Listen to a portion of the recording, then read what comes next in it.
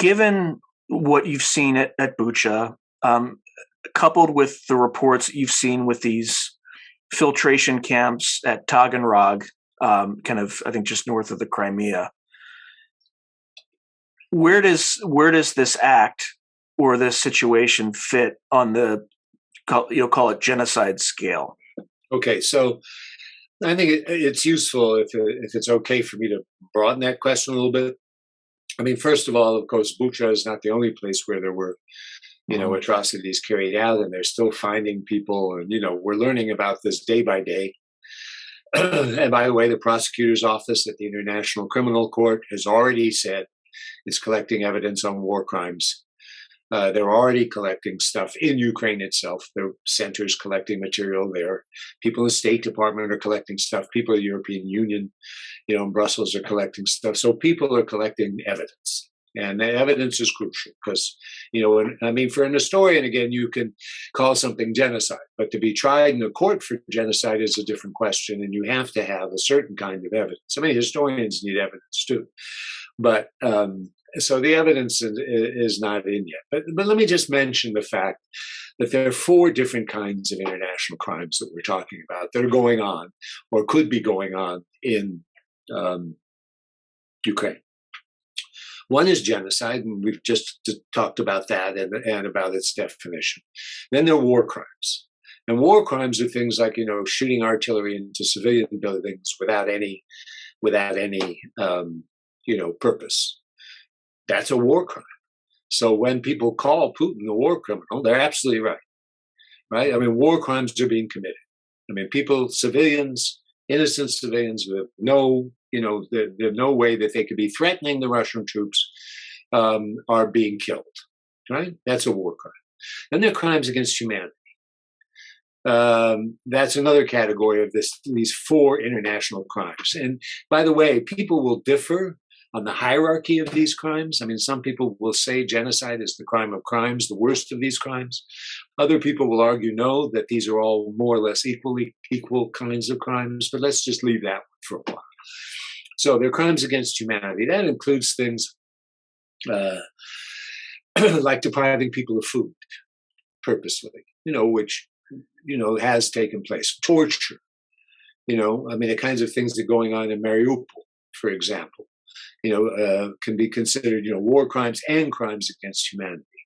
And then other things, massacres and stuff like that. And abuse of people, in war when there's no, reason for it, no justification for it. Those are crimes against humanity. And then the 4th one, which is not talked about enough, is the war of aggression. So, for example, the Nazis at Nuremberg in 1946 were primarily tried for war against aggression. A war of aggression. Mm-hmm. In other words, they committed aggression against a country which wasn't doing anything to them. And this wasn't just a border war. Sometimes you're allowed to have border wars, if there are claims about the borders and stuff like that. But to take over a whole country, the way the Nazis did, Poland, and then to attack the Soviet Union, that was considered a war, or in Western Europe, against Belgium and France, that's considered a war of aggression. And that is an international crime. And that was the crime, by the way, for which the Nazis were hanged, right, at Nuremberg.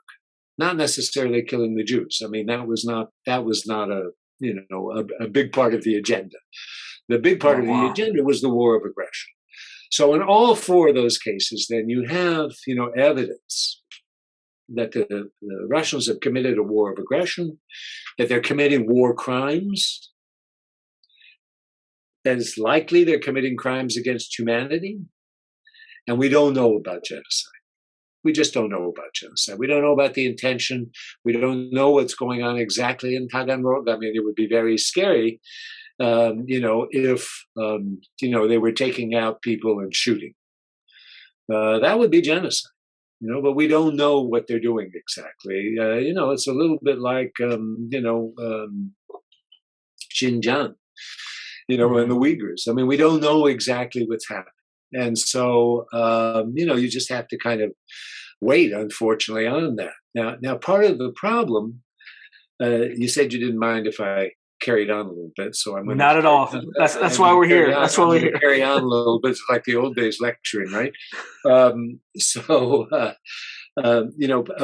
of the problem here is that some of the documents we're seeing are looking more and more genocidal. So 2 or 3 days ago, there was a document that came out from Novosti. I don't know if you saw it, a press agency written by a journalist whose name I'm not going to remember. But Novosti is a semi-official press agency. And this was a genocidal document. And by that, it said, the problem is not just a few Ukrainians at the top that we have to denazify. Ukrainians are Nazis. They're corrupted. They have to be eliminated. It's sort of an eliminationist document. And you read that thing, and it's really, really scary in terms of how it's portraying this whole, distorted issue of Nazis at the top of the neo-Nazis at the top of the Ukrainian government. And in this case, the guy is saying essentially any Ukrainian patriot, is a neo-Nazi, because he's she is anti-Russian. And so you get this really horrible rhetoric. I mean, Putin himself had some, pretty disgusting historical documents which he had released, and then some of these speeches that we mentioned before, which had some really bad kind of history in it. But this was not about history. This was about, what are we going to do when we win this war? And it was not just ugly, but like I said, genocidal, meaning in some ways calling for the death of Ukrainians.